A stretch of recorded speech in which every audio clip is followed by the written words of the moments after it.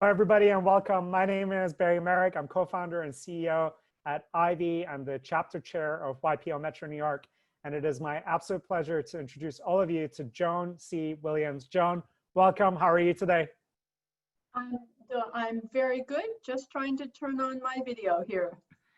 All right. Well, it's so good to have you. It's great to see you. And I'm so glad that everybody is joining us from all around the world today. Today, we're going to be talking about how we can all better build a bias-free work culture to take our organizations to the next level. And I'm really excited to dive deep into this topic together. Before we dive in, I want everybody who's participating to really think deeply about what is your key intention for being in this conversation. What would success look like for you when it comes to creating a bias-free work culture? And what are the key things you want to know? Please reflect on that for a moment, write it down, and let's make sure to work together so that over the next 60 minutes, we really get to deliver for you together. Joan is truly the most ideal guide that I can imagine for this particular conversation. She is the founding director at the Center for WorkLife Law at the University of California, where she's also a law professor there. She is one of the most cited nationally and globally experts when it comes to women and work, and as well as like everything to do with work culture. Her HBR article that was named "What So Many People Don't Get About the US Working Class" has been read over 3 million times and is one of the most read HBR articles of all time. And her seminal book called "What Works for Women at Work" is also the standard and best book on the subject that we've come across. So we're very fortunate to have Joan here with us. Again, Joan, thank you for being here. My first question to you is, when we really zoom out and reflect on the question of why is it important to create a bias-free work culture in the first place, what would you say is at stake? What do we have to gain or lose, depending on whether we get this right or not? People are probably aware of what's called the business case for diversity, that there's evidence that companies earn more money if they have diverse populations. Also, a lot of companies, a standard part of the business case is that the customers for a lot of businesses are diverse. And so to connect with them, but it's important to have diversity within your organization. But I tend to think about this as from a different lens, and by telling a story. I was in one organization and I was talking to a young engineer, a young woman, and she told me that part of her job was in quality control. And she had found a mistake in one of her colleagues' calculations. She was one of the only women in the environment. And she pointed out to him that he had made a mistake, which after all was her job. And the reaction was so negative. And feedback she got is like, why are you embarrassing this man? Who do you think you are? This young woman calling him out, he's going to be humiliated. She said, fine. She said, now I just bring in cookies and smile. She was in charge of quality control. She was part of quality control. So if you are hiring women and sort of not allowing them to do their jobs because of bias, and this is a very well documented form of bias that she was reporting, it can literally be dangerous. I mean, in this context, it was literally dangerous. So that's, I think, a really important thing that people often don't think about. And another thing that I think a lot of people can connect with very concretely is, I think all organizations that would join an organization like yours, Barry, they're not going to say, okay, we're not going to hire women, we're not going to go there. What a bunch of losers. That's not, they wouldn't be part of your organization if they did that. So they're all trying hard to hire women and to retain the women. But if you have bias in your atmosphere, you're driving the women out. So if you are in a company that is really going to great lengths to hire women and somehow magically you can't keep them, That's probably because bias is constantly being transmitted through your basic business systems without you knowing it. And that is, hiring people and having to constantly replace them, that's just no way to run an effective business. Because I have run a small business for 25 years, and I will tell you, we use best practices in hiring people. But hiring is a crapshoot. Hiring is always a crapshoot. So if you have somebody who is working well and those people keep leaving, that doesn't make sense from a business standpoint. Excellent. Thank you so much, Joan. So as you mentioned in your comment, many business leaders who are participating in this conversation, they're probably aware of like the business case for diversity. And actually, many of them might be in organizations that have spent millions of dollars on investing in creating an environment that's, bias-free, welcoming of diversity. Yet it's so often that organizations have a lot of challenges, regardless of how much time and money they're spending on creating a bias-free work culture. What would you say are like the key reasons that many organizations struggle with this? So if, of all the things that, let's say, organizations screw up time and again, if you were to narrow them down to the fewest number of key factors, what are the key drivers that are holding many organizations back when it comes to the subject? Well, there's a very simple answer to that question. They're using tools that don't work. If a company had a problem with sales, it wouldn't decide to address it by holding a series of conversations, deep, earnest conversations about how much we all value sales, and declaring National Celebrate Sales Week, and then expect the sales problem to go away. That is not how companies solve problems that they actually care about. And yet that's what often is being done in the context of diversity. It's no surprise it doesn't work. Of course it's not going to work. And what companies need to do is to use the basic tools that they use to solve any business problem. Evidence, metrics, goals, and an iterative process to use evidence-based tools and adjust them until they work. And that's the model I call bias interrupters. The technical name is metrics-driven bias interrupters. There's 40 years of studies that show how bias plays out in everyday workplace interactions. And in fact, the Center for WorkLife Law has done now 6 studies documenting how racial and gender bias play out in industry after industry. And our findings, the top line finding of every single study is the same, which is that in professional jobs, the experience of white men is actually quite different than the reported experience of women or people of color in basically 4 different ways. One is that some groups have to prove themselves more than others. The second is that for white men, how they should conduct themselves is very clear. They need to be authoritative, ambitious, direct. But other groups need to be authoritative and ambitious in ways that don't strike people as off. And that is a much more politically challenging assignment for every group other than white men.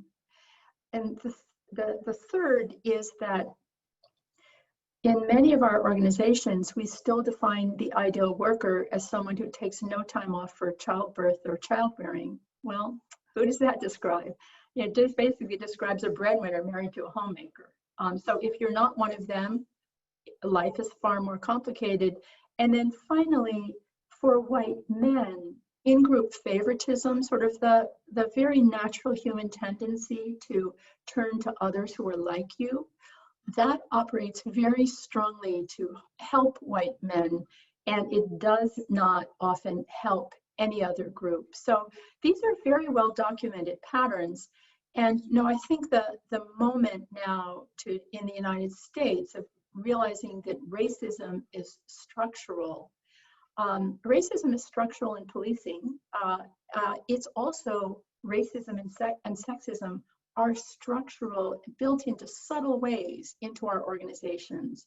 And to address that kind of structural problem, you need to go structural. You need to look at your business systems and in a non-freighted, evidence-based way, say, how am I going to correct for these 4 patterns of bias? Excellent, Joan. I really appreciate you summarizing it the way you did. So on the one hand, what you're sharing here is that like you have to have this systematic approach the way you would with how to increase your sales. You wouldn't just like, you know, throw a one-time offsite and talk about it once and then expect it to happen. So we need to actually be very proactive in having a strategy that enables us to address the 4 areas that you identified. So really excited to dive in, and let's really focus in on what you've called this like the metrics-driven bias interrupters. So what have you found to be like the most critical interventions that an organization can start implementing and organizational leaders can be aware of to ensure we create the best environment for everybody to thrive? Well, we have a tool called the Workplace Experiences Survey that is basically a climate survey that in 10 minutes will pinpoint every basic pattern of bias by race, gender, class origin, which is often important and often overlooked, age, and disability. That survey will help you pinpoint whether bias is playing out, where it's playing out, and what is its impact on outcome measures like belonging and intent to stay. That is the best way to pinpoint where you need to work. But you can also just go to our free open source toolkits at www.biasinterrupters.org and start to work just from the website. And I'll just give you an example from hiring. You need to, first of all, we identify what metrics you should be keeping to see if you have bias. So in hiring, the metrics you should be keeping are, number 1, what is the demography of your initial pool of candidates who you consider? What's the demography after resume review? What's the demography of who gets invited to interviews, who survives the interviews, who gets offers, and who accepts? Because even if you know you have a problem with hiring, fixing a problem with the initial pool that is overly homogeneous is very different from fixing a problem where no woman ever survives the interview because either she's too mousy or she's too aggressive and unattractive, and who would want to work with her. Those are 2 very different problems. So you need to be collecting what I call these process metrics for hiring so that you know what to fix. And I will give you from the performance evaluation toolkit an example of how you fix it once you figure out what to fix. We were working with one organization and we did an audit of its performance evaluations to see if bias was showing up in their performance evaluations. And we found it was, and I'll give you just a couple of examples. For people of color, and this was an organization that had really tried hard and was really committed to this. I mean, after all, they hired us, so they were really interested. Only 9.5% of the people of color had mentions of leadership in their performance evaluations. That was 70 percentage points lower than the mentions of leadership for white women. 70 percentage points lower. Another really interesting data point is that only almost 20% of white women had mentions that, oh, I don't think she wants to make partner. This was a law firm. And so we worked with the organization and developed 2 very simple bias interrupters. One was they used we redesigned the performance evaluations form in ways that are suggested from industrial organizational psychology of basically pinning people down to more concreteness. in terms of examples and in terms of skills evaluated, just pretty standard stuff. They also gave a workshop where they said things like, hey, don't put down in your evaluation somebody doesn't want to make partner unless you've actually had a conversation with her and she told you she doesn't want to make partner. And they also, in the workshop, used those 4 patterns of bias and literally put up quotes from their performance evaluations. And the question was, which of the 4 patterns does this illustrate, or is it no bias? That's all they did, just those 2 changes. Then the next year, 100% of people of color had leadership mentioned in their performance evaluations, and only 1 woman in the entire organization got the comment that she didn't want to make partner. Now, we didn't totally solve the problem. It's an iterative process, but we solved in 1 year the most dramatic problems that were arising in performance evaluations. Now, the next year, there are a series of more subtle problems that need to be addressed. That's actually called working on a business problem. Excellent, Joan. Thank you so much. Before we dive deeper into these, I want to also ask you, so you mentioned about like assessing where you're at by taking some kind of a climate survey just to like have the mirror held up to your face in case you're not aware of where these issues are. You mentioned hiring and performance and retention related areas. What about also just like daily interactions in terms of how meetings are conducted, how different things are scheduled? Could you also share a little bit about that bucket as well and how bias shows up there and the key ways to address it? Yeah, one of the key, well, I've been talking about formal systems, but as you importantly point out, a lot of bias also arises in informal systems. For example, the literature shows that in a meeting context, if a woman has expertise, she is less influential. If a man has expertise, he is more influential. And so there is a lot of research on how bias shows up in meetings. And so we have a meetings toolkit that again, these are subtle tweaks. But if you start from the evidence and you make certain subtle tweaks in how you're designing meetings, you can interrupt bias. And I'll give you a COVID-related example. In COVID, of course, most meetings have moved on to Zoom or some similar platform. And if you mismanage those meetings, it can be even harder for underrepresented groups to speak up and be heard. But if you use Zoom tools proactively, you can make it a lot easier and level the playing field. And I'd be happy to talk more about this in the Q&A, but I mean, of course, my teaching had to move online. And when my teaching moved online, because of the way I handled the Zoom functions, I had a much broader diversity of voices and many more voices speaking up in my law school classes than I'd ever had in my life.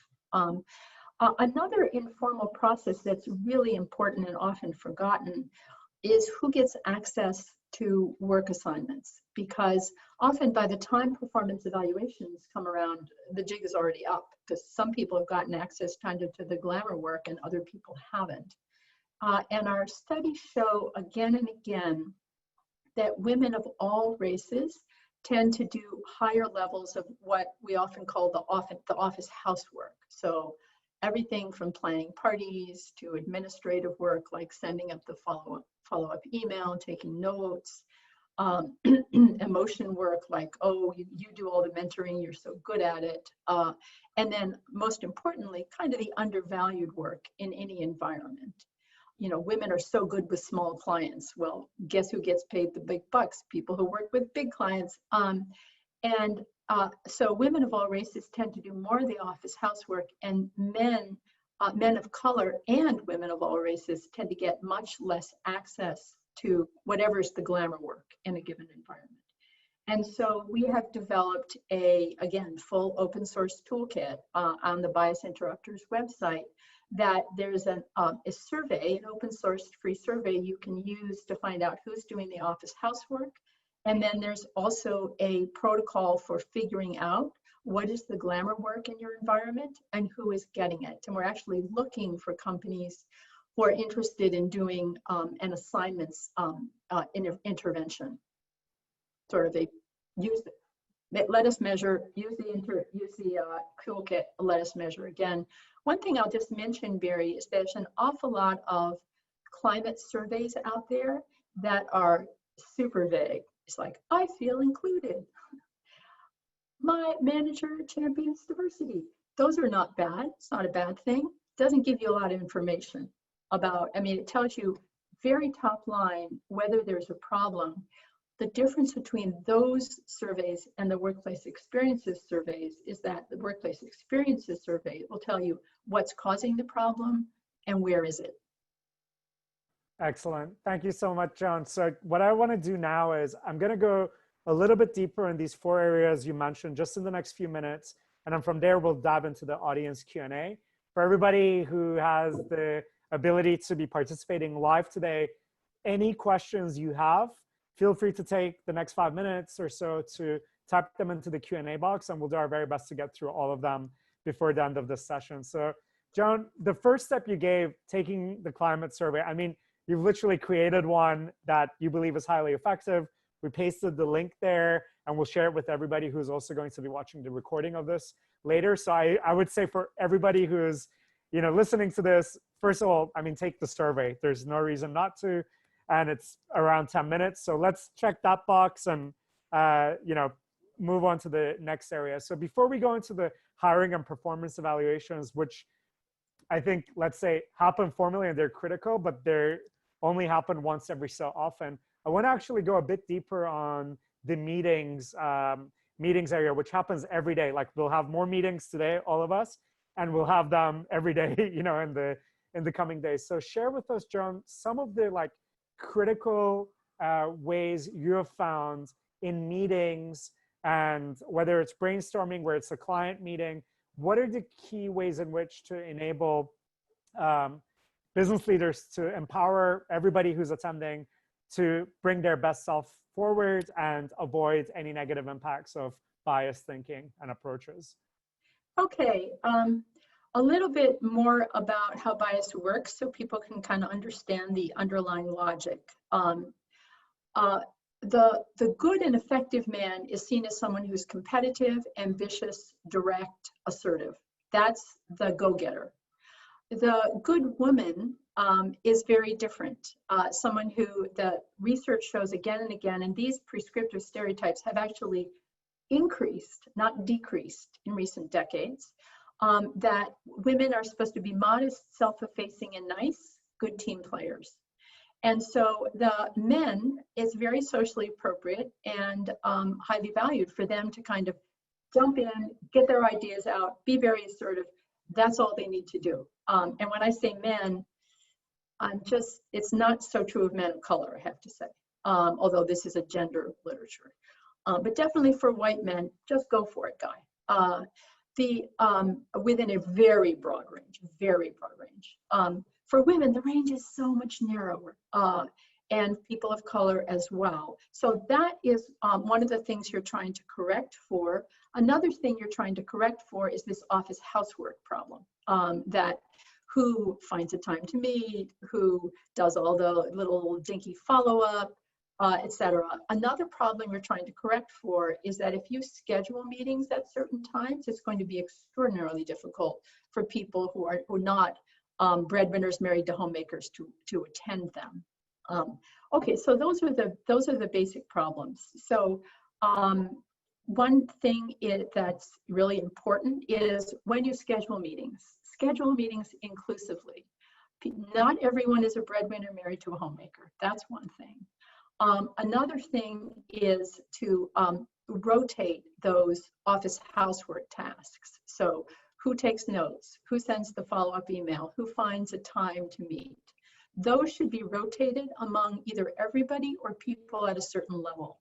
And don't ask for volunteers, because if you ask for volunteers, Men will be under no pressure to volunteer, and women will be under serious pressure to volunteer to show that they're the good woman.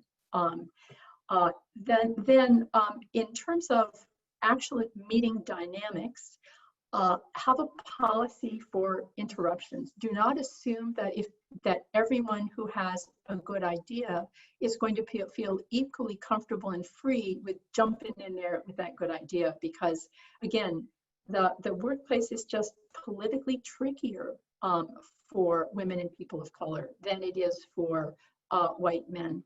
And so make sure that if one person is or a few people are dominating the meeting, you take the time to look around and see, is there a demography to that? And if it is, you have to think about restructuring the meeting so that they're not those people do not dominate, if that's not going to be meeting your business goals. And you can do that in lots of ways. You know, the basic one thing that I have, you can pre-assign people to talk on certain topics, or you can call on people to talk on certain topics.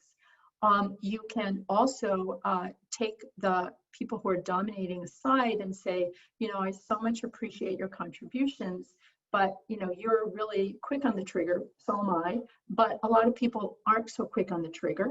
So I'm going to depend on you to wait after you've made a couple comments so that we don't crowd, you know, the likes of us, you know, us cowboys, and I'm a cowboy, full disclosure, don't dominate the discussion, because other people have important skill sets and we need to be hearing from them. The other thing that's really important is just to think that that you don't to look for something that's called the stolen idea.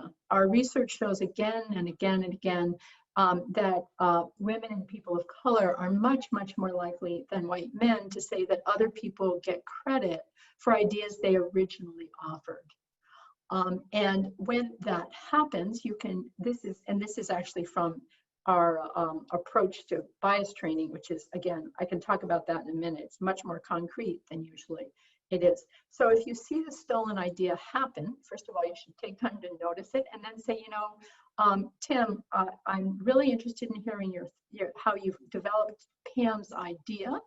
You've added something important. I wonder if this is the next step. Pam, do you have any further thoughts? And if you do that, then you very quickly develop a norm that people should be mindful about giving other people credit.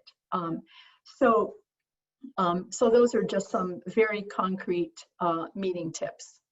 Excellent. So you shared a couple of thoughts on, you know, what we can do as the business leader to structure the meeting and all the best practices we could follow. You also gave a suggestion for how do we kind of coach let's say the dominating person in the room to give other people some space to shine. What would be a suggestion we could give to the people who might be getting biased against? Like, any suggestions you'd recommend making to those groups, like let's say the ones that don't speak up as much, in addition to creating the environment, in addition to getting those dominating the conversation to dominate it less? Any kind of coaching and suggestions or best practices, and how to do that in a delicate way that doesn't, you know, single them out, or rather really empowers them? Yeah. I mean, first of all, I want to mention that there is a 2-page worksheet online. It's called Identifying and Interrupting Bias in Meetings. And it gives 9 powerful bias interrupters that you can use. And I'll answer your question, but these worksheets are very powerful. The 2.5-page worksheet on identifying and interrupting bias in performance evaluations, we did an experiment with that, and all we did is gave people this 2-pager and walk them through it on an audio tape. And we found that led to a sharp increase in the bonuses of Black men and Black women and white women, and a significant increase in their performance evaluations. So these are very powerful tools. In terms of counseling the timid, the first thing to recognize is that they're faced with a more politically complicated task. Certain groups just have to be competitive and ambitious, but other groups have to figure out how to be competitive and ambitious that's going to be acceptable and accepted by those around them. And that's often just more complicated because we hear again and again, for example, Latinx people, when they are engaged in a business disagreement and they become passionate about the business disagreement, people say, oh, well, you're just being so emotional. It's just like hot-blooded, whatever. So they literally face a more difficult political task. And so if someone's being timid, don't assume that they just need to come out like gangbusters, because often their political antenna are telling them that if they do come out like gangbusters, it will not be well received. So that's worth recognizing. It is up to you as the person running the meeting to structure the meeting in a way that you signal as the person running the meeting, it is socially appropriate for this person now to step in. And that will basically level the playing field, because in an unstructured context, many times white male extroverts will feel totally comfortable jumping in, but everybody else will have a lot more complexity. And by the way, all of this meeting stuff that we're talking about in terms chiefly of race and gender, it also actually applies by personality type. So if you have an unstructured meeting where, the best ideas will just bubble up, that is also going to systematically quiet the introverts. They're going to find it far less easy to offer their expertise. And so all of the bias interrupters that I'm talking about that will help women and people of color will also help introverts, whether they're white men or what the heck they are. Excellent. So in short, I think for me, the key takeaway here is that, like, in business, when you have an important project, being competitive and being ambitious, while for a white man, it's kind of like welcomed and it's like normal. Non-white men also have to figure out what's the acceptable way in which they can express their ideas, and to make it conducive for them to do so. As the person running the meeting, running the organization or the team, you have to basically do everything you can to signal that it is acceptable, that we welcome it, and also structure the meeting so that it's not a free-for-all, but rather everybody who has something to add does. And if someone isn't adding, they're given the opportunity to do so. That's right. And after you've done all that, and if someone is still timid, then you can take them aside and say, what can I do to make you feel more comfortable speaking up in the meeting? I actually, for example, when someone doesn't speak up in class, I write them an email and say, what can I do that would make you feel more comfortable speaking up? And they usually get the message. You could have a one-on-one as well, but not only that it's an expectation that you speak up, how can I make it comfortable for you to do that? Yeah, that's a powerful suggestion, just simply asking the question.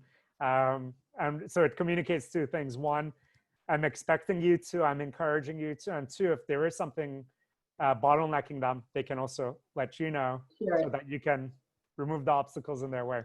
All right, this is super helpful. And it's awesome that you've put together all these checklists, just like pilots, even though they know protocols. Hey, it works in medicine. Yeah, medicine, airlines, everywhere. So we shared all the links, and we'll be sharing them alongside the recording as well for those who want to dive into it. Now, I just want to quickly share, just spend a couple minutes on hiring and retention, and then we're going to spend the last 20 minutes together on audience Q&A. With the hiring, so what you mentioned is you have to take this like full funnel approach and be very clear on what your funnel looks like at each step. So what's the top of your funnel in terms of applicants, how diversity comes across there, and then at each stage of the funnel, seeing how the mix changes. And you mentioned that for different elements of the funnel, we need different interventions. So just to, obviously we only have limited time, but just to get quick two insights from you. One, at the very top of the funnel, what have you seen as really effective ways to increase the talent pool to be more diverse? And then at the bottom of the funnel, how do you ensure that, when those hiring decisions are made with the most qualified applicants, how can decisions be as bias-free as possible? Well, I'll just give you two examples because hiring is a complex process. If you look at first of all, you should be counting the demography of your initial pool, number one. If you see that there's a problem, one of the first things that you do is if you use referrals, to see what is the demography of the people who are coming in through referrals, because the single strongest determinant of who is in your network is similarity. So if you want to create an organization with exactly the same demography as you now have, definitely rely on referrals. If you have a very specific group coming in through referrals, then you're going to have to be more proactive. Either you prohibit referrals, which will probably be unpopular, and maybe even with me, that's really important information, right? But you're going to have to be far more proactive in recruiting through networks that have a very different demography. And there's a lot more on the website about how to do that. I mean, just go recruit at HBCUs, at historically Black colleges and universities, is kind of emblematic. All the way at the other end, for example, I have seen hiring processes where very few women ever survive the interviews, because either she's meek and mousy or she would be difficult to work with. That's what I call the tightrope of women either being too feminine and therefore liked but not respected, or too masculine and assertive and therefore respected but not liked. If that's a problem, you have to, number one, train people that this is a well-documented pattern of bias. It's, no harm, no foul. You didn't know about it, but now you do. Then the best practice with respect to interviews is to have an interview protocol where you ask everybody the same questions, actually preferably in the same order. This comes from industrial organizational psychology. Also do skills-based hiring. So you're actually giving people skills-based tests on skills that are necessary. In places like tech and engineering, where you start out with a very specific demography, it's also important to define what you're looking for in terms of competencies rather than in terms of you have to have had the past roles. Because if you have for example, in engineering, if you have to have had played X role, and very few women have ever played X role, that's not going to work. So there's a lot more on the website, but those are some very concrete things. Excellent, Joan. Thank you so much. For everybody participating live, feel free to post your questions now and we'll get to all of them. Final question from me, Joan, just in a short minute, if you could share your thoughts on also, in a politically charged environment that we're living through right now, many employees are looking for their employers for guidance, thoughts, how a company is approaching certain things. And the reality is most companies on average reflect the political diversity of the countries that we live in. So what would be your suggestion to business leaders on how they should also think about political diversity, the way that certain topics come up? I know this is a tough one, but any suggestions you might have would be very appreciated. Yeah, I want to talk about that, and also another very time-relevant topic, which is mothers, because we are facing a generational wipeout of mothers' careers. In terms of political diversity, I think the message has to be strong, and I'm sure all of the CEOs listening have already done this, of people of goodwill have profound disagreements. Because somebody disagrees with you politically, even if you feel so passionately that you're right, that doesn't mean they're wrong and you're right, they're a bad person and you're a good person. And that's not healthy for the country. It's not healthy for the company. Just assume that if someone has a political disagreement with you, they have good and valid reasons to have that. And that we all have, and you should not assume that everybody in your environment agrees with you politically. That actually, hate to say it, is a form of closed-mindedness. And it's not helpful for a corporate atmosphere, and we can't have it in here. with respect to mothers, I think a lot of companies are struggling now. We've all been seeing the statistics. Mothers are doing, 80% of mothers say they're doing most or all of the housework and homeschooling, and they're also doing more of the childcare. And this places a challenge for employers because if they, especially with performance evaluations coming up, now that this whole pandemic is going on for so long. And I have another article in Harvard Business Review called we should use the pandemic to redefine the ideal worker. You need to think about realistically the fact that a lot of adults are doing 3 jobs right now. They're doing their own jobs, they're doing their childcare workers' jobs, and they're doing their children's teachers' jobs. That's as the jobs of as many as 4 people. Americans are now working 40% more hours than they were before the pandemic. This was sustainable for 3 months, 4 months. It is not sustainable for however long this is going to go on. It may be a year and a half. It may be less. I hope it is, but it may be a year and a half. And so employers, really, it's in your best interest to be flexible now, with not only with mothers, but also with fathers, to just have a frank discussion with them about what is realistic for them in the short term. And you think about it, you only have 2 choices. One is to fire all those people, and then you're faced with the crapshoot when the pandemic finally ends and you're trying to gear up. And or the other is to be flexible with people now, and then when the pandemic ends, you can take off like a rocket. Those are really the only 2 choices. And if you take the inflexible route, you are not going to be able to retain and advance women. You just will not. That is the brute fact.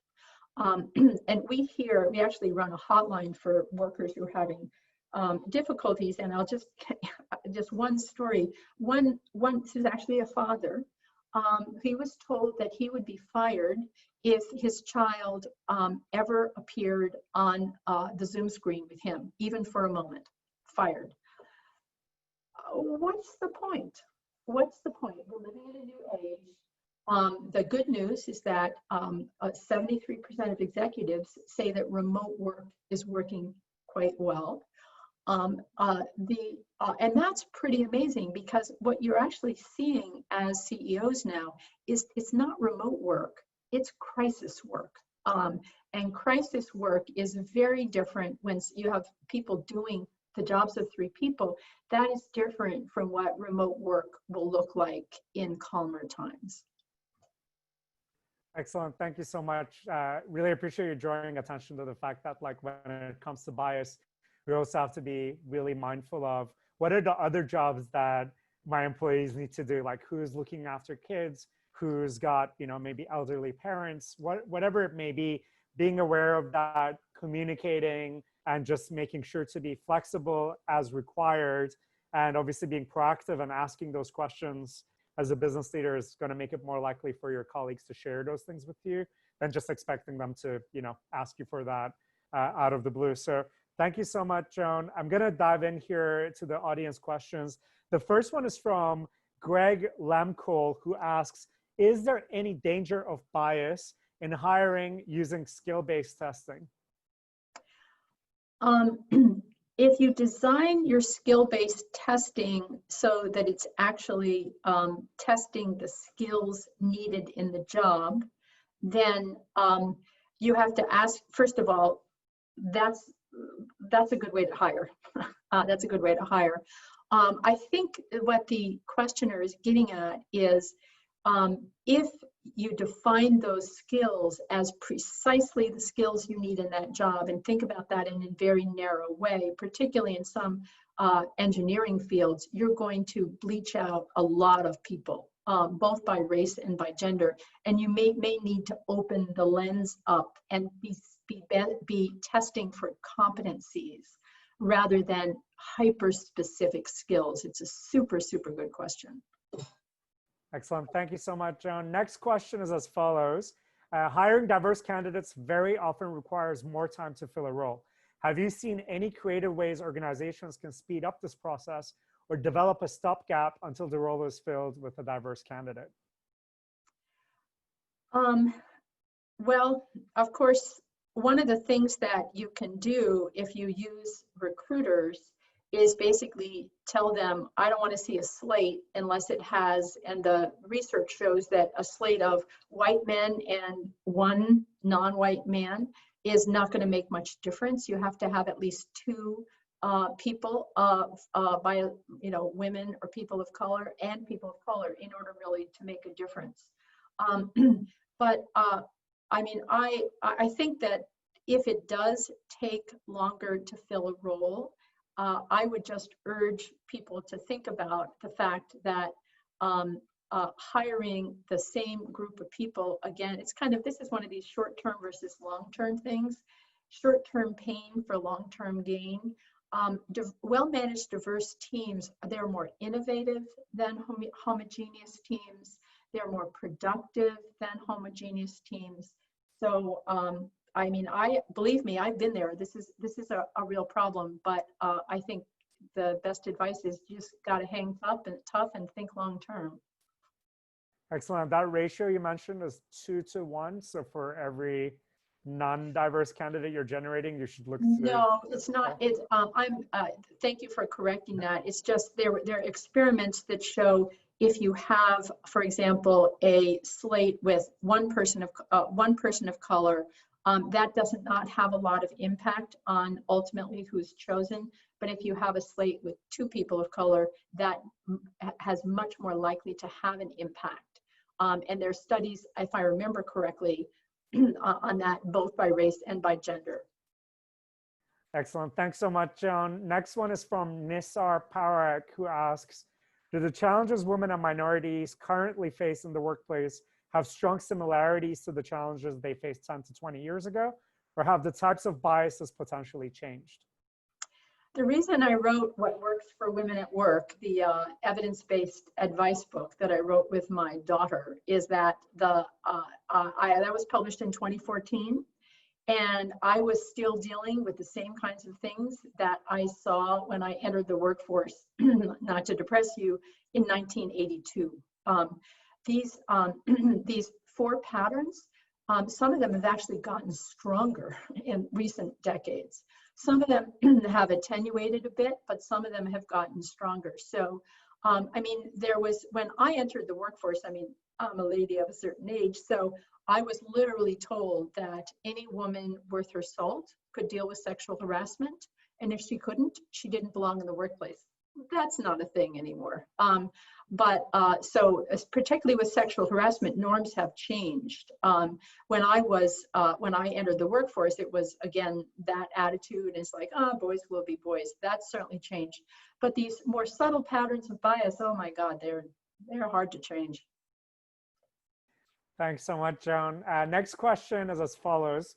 The person asking the question says, I'm interested in your thoughts in light of the executive order in the US that forbids certain kinds of training in companies that do business with the federal government, or that do business with companies that do business with the federal government. Any thoughts on this?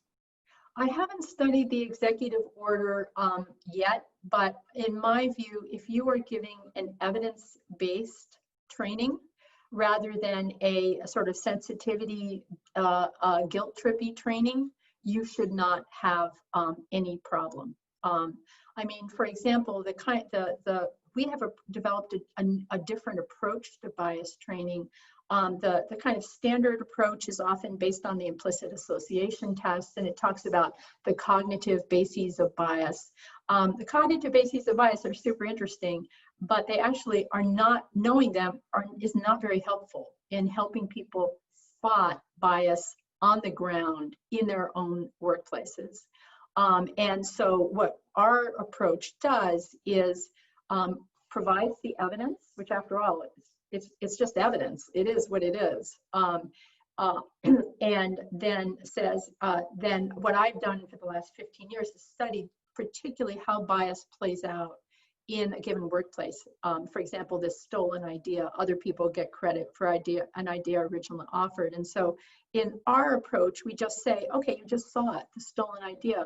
How would you feel comfortable interrupting that bias? People tend to really like this approach because it's not guilt trippy. We included, as I have done here, not just women and people of color, we include social class, which is super important to include. Remember that some groups have to prove themselves more than others. There's my favorite study there is, I mean, everybody knows about what I call the Greg Jamal study, where Jamal needs 8 additional years of experience as compared to Greg in order to get the equal number of callbacks. But there's also a study where it has, you know, Mr. Polo, handball, vacation in Aspen, and Mr. Council First Gen students pick up soccer, country music. And Mr. Polo gets 12 times the number of callbacks as Mr. Pickup Soccer. And if you have your approach to bias training acknowledges that class exists as well as race and gender, which after all, it's just saying it does, and that a lot of the best practices that can fix these problems will work for introverts and as well as these other groups. I think that the kind of pushback that executive order is responding to, what we have found is it will not arise. And I'll just give you one example. I gave this is called Individual Bias Interrupters Workshop to a group of STEM, science, technology, engineering, and math department chairs who had kind of eaten alive the prior bias trainer. And 100% said that they had learned ways of interrupting bias, and 83% said they would use them going forward. So I think the bottom line is don't guilt trippy, speak from evidence, be inclusive, and be concrete, and you'll probably be just fine. Beautifully said, Joan. So one final overarching question, I guess, to bring this all together is, let's say we're in an organization where, you know, we deeply care about creating a bias-free culture, but it's not an articulated strategy the way we might have a, you know, customer retention strategy or customer acquisition strategy. Let's say it's not as well defined as that. What would be the specific key next steps you would recommend to, you know, kind of like go from 0 to 60 in a reasonable, sustainable way? And also as like, let's say the CEO or head of HR, how can we make it so that it's like an organizational effort that we're doing this all together versus just a couple of leaders feeling all the weight of making this happen? And yeah, I guess like what I'm looking for is, you mentioned a lot of checklists. Like if you were to give people a checklist of like, how could they really get started, make this a team effort, clarify that it's going to be a journey, but also like have this holistic approach where people understand how, you know, hiring, retaining, how we run meetings, like we're going to just take steps to make that better. How would you go about communicating this and the actual concrete next steps that you would take? Yeah, I mean, when we work with companies, what we point out to them is that eliminating bias is not a matter of just eliminating bad behavior. It's a complex organizational change issue. And unless you treat it as a complex organizational change issue and a complex business problem that's going to take some iterations to get right, you're not going to be successful. You can't just hire a D&I person, give her some programming funds, and say, you didn't even try to solve the problem.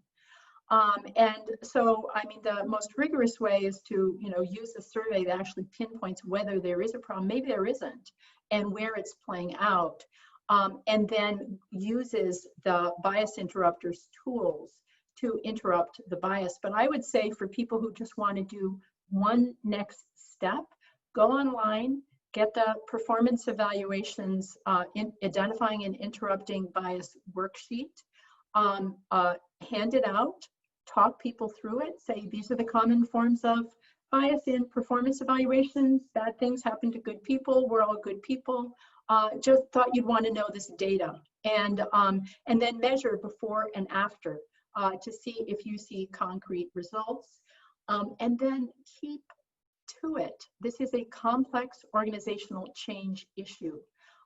You know, if you had a deeply structural problem where sales was just not performing, you wouldn't, again, hire an outside person, give her $1 million and say, celebrate sales.